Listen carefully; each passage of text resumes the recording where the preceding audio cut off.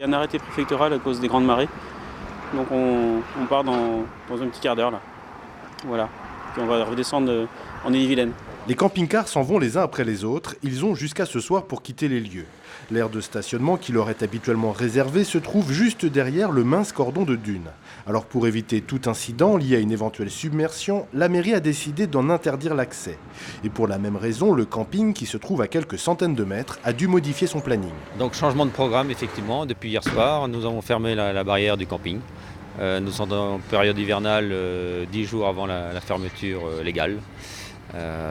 Donc nous respectons effectivement la décision de la préfecture. Face à la marée, la municipalité a décidé cette fois-ci d'employer les grands moyens en installant un enrochement impressionnant juste derrière la dune. Madame le maire aurait préféré installer un deuxième géotube, cette énorme poche pleine de sable pour protéger sa commune, mais aujourd'hui, il y a urgence. On nous a demandé d'attendre pour faire les suivants, et là, l'urgence est telle que nous ne pouvons pas attendre sans faire de protection. Les deux épis que nous voulons faire entre la cale et les campings sont à prévoir au printemps prochain.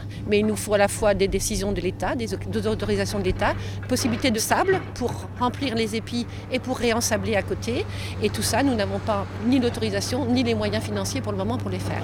Une muraille en pierre, des campings évacués, des routes fermées, Gouville-sur-Mer se prépare au pire.